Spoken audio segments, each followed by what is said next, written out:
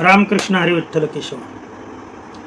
एक कमेंट आली की सर व्हिडिओ करताय, व्हिडिओमध्ये दत्तगुरूंचा फोटो दिसतोय, कपाळाला गंध, बुका, माळकरी आहात, मग शेळीपालन करणं आणि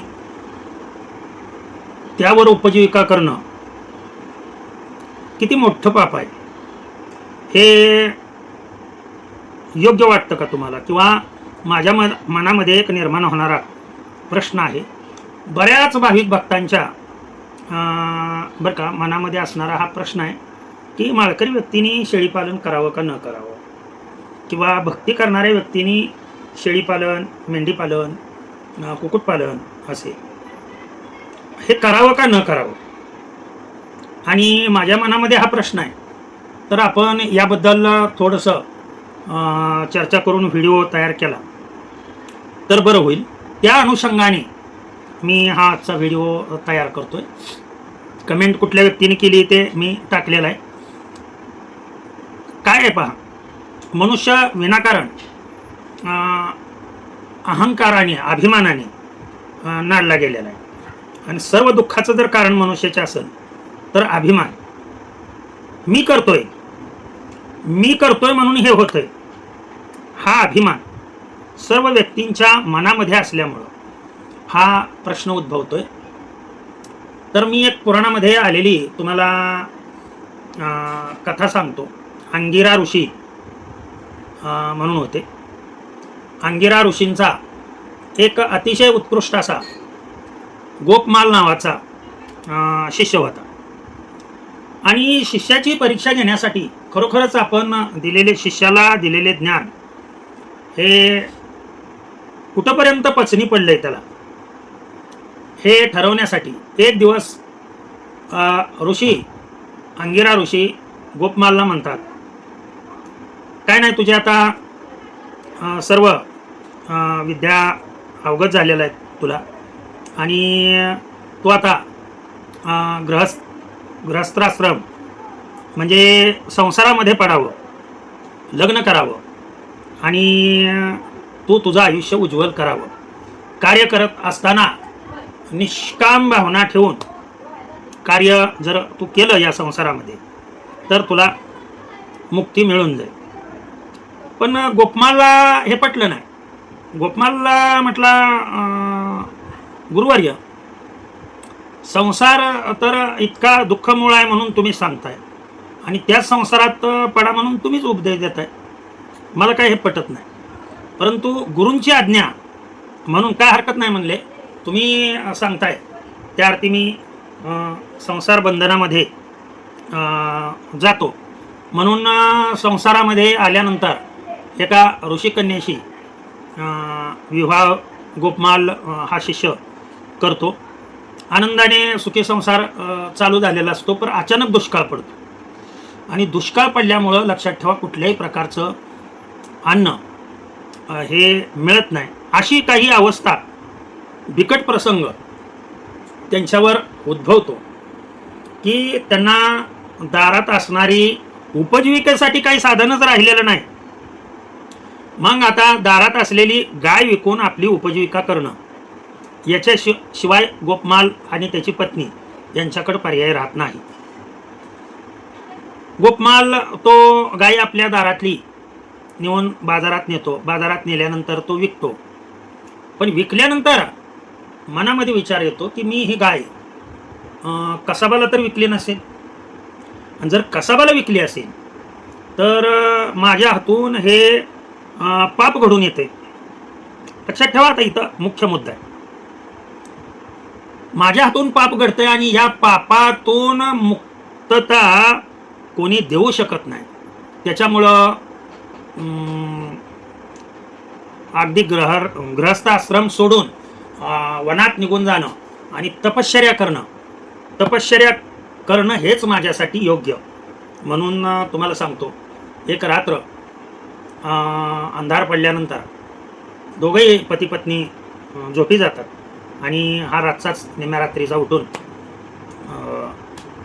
वनाकडे चालायला लागतो. परंतु हा उठला की लगे पत्नी त्याच्या मागे जाऊन पुढे उभा राहते आणि म्हणते मी येणार तुमच्याबरोबर.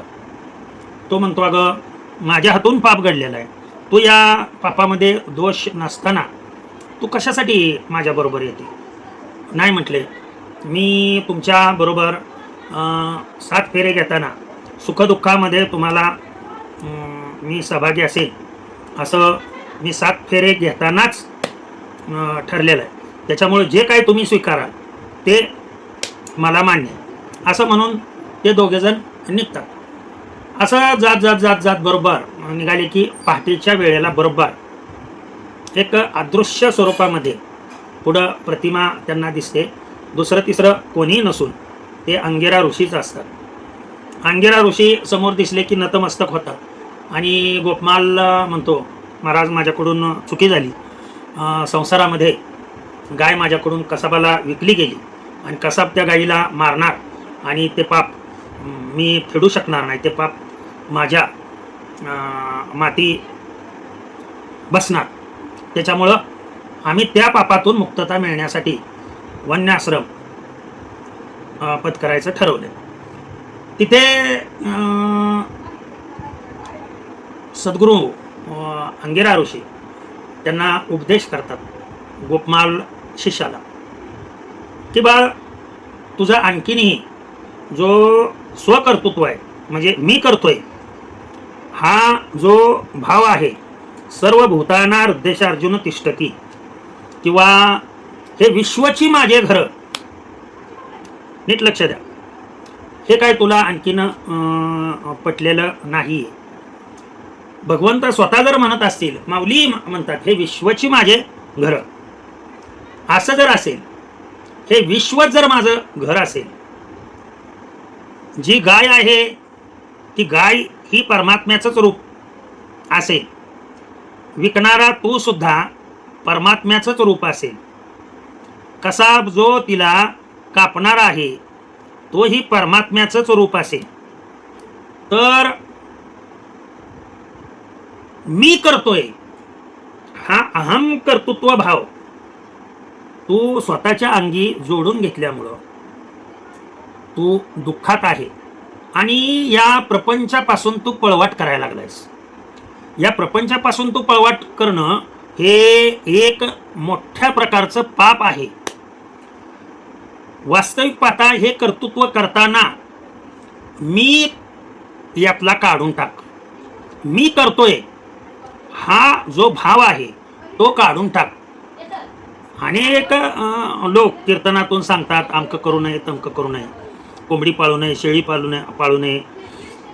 मी काय म्हणतो, जे सांगतात त्यांनी घरी खुरोड्यात कोंबड्या अंड्यासाठी बसवलेले असतात, त्यांच्या घरी शेळी पालन असतं. सांगायला फार महत्वाचं आहे हो, पण ते एक प्रकारचे पाप करतात हे ते विसरतात. लक्षात ठेवा, कोणतंही कर्तृत्व कर्म ही मी न करता मी करता आहे हे विसरून भगवंतच करता आहे, ईश्वर करता आहे असं समजून जर केलं तर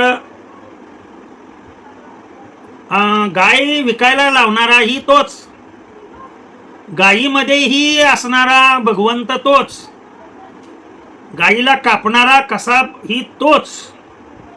जर एकच तो असेल तर कोण कुणाला कापतो, कोण कुणाला मारतो आणि कोण कुणाचं पाप करतो. वास्तविक पाहता कर्तृत्वापासून पळवाट करणं हे महापाप आहे.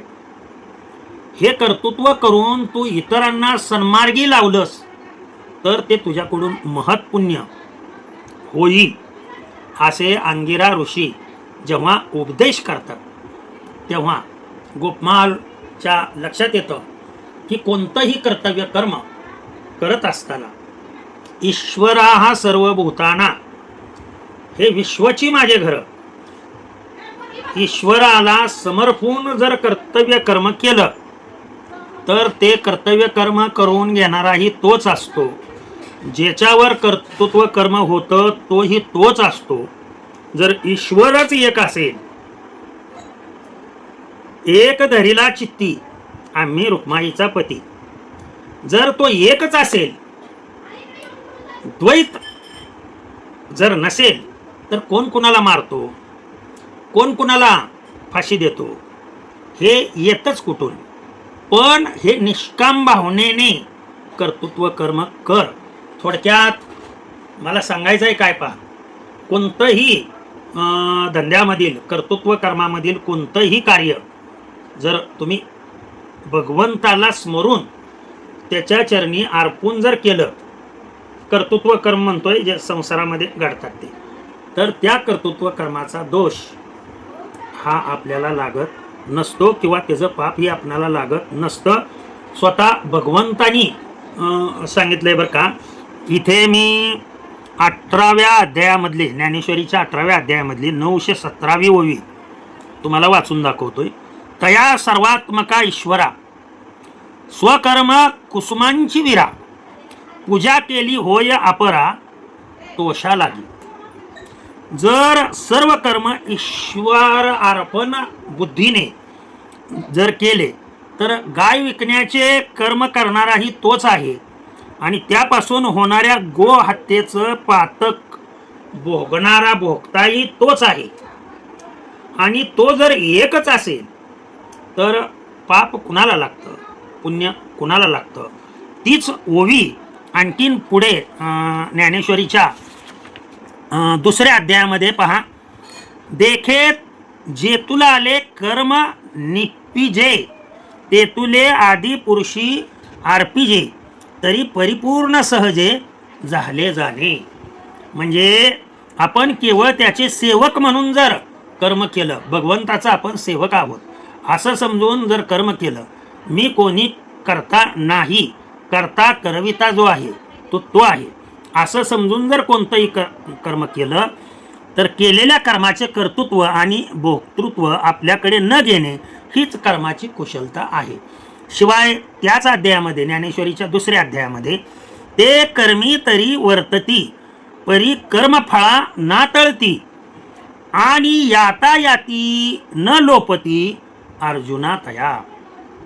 म्हणजे प्रपंचामध्ये कर्माचे वर्म जाणून केलेले कर्म ही कर्माची कुशलता आहे आणि याप्रमाणे कर्म करणारे जन्म मरणाच्या फेऱ्यातून कायमचे सुटतात, असे भगवंत स्वतः ज्ञानेश्वरीमध्ये, ज्ञानेश्वर माऊलींनी जी टीका केलेली आहे, लक्षात ठेवा, त्या दुसऱ्या अध्यायामध्ये ही 178वी ओवी आणि अगोदरची सांगितलेली ती 171वी ओवी.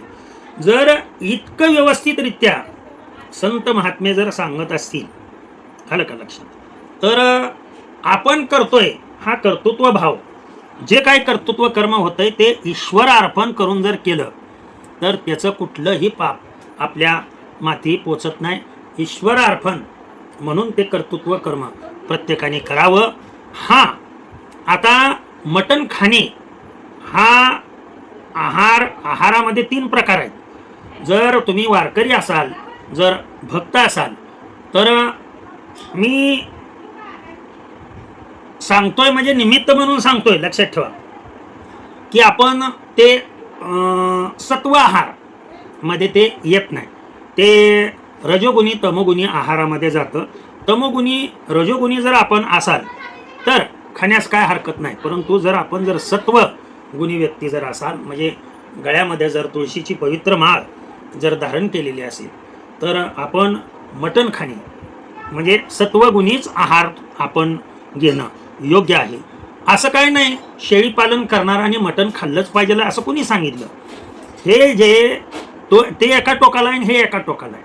कर्तृत्व कर्म करण्यासाठी, आपलं कर्तृत्व निभवण्यासाठी आपण आपलं माऊली कर्तव्य कर्म व्यवस्थितरित्या करावं.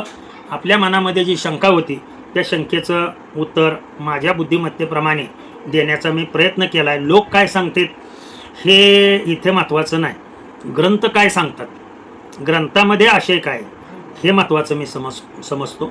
तो निरोप आपल्यापर्यंत आणून भगवंताच्या इच्छेने कार्य घडून आलं, त्यांनीच दिलेलं ज्ञान त्यांच्याच चरणी अर्पण करतो आणि सेवेला पूर्णविराम देतो. कुंडलिक वरदार विठ्ठल श्री ज्ञानदेव तुकाराम पंढरीनाथ भगवान की जय. अवधूत चिंतन श्री गुरुदेव दत्त. विठ्ठल विठ्ठल विठ्ठल विठ्ठल विठ्ठल.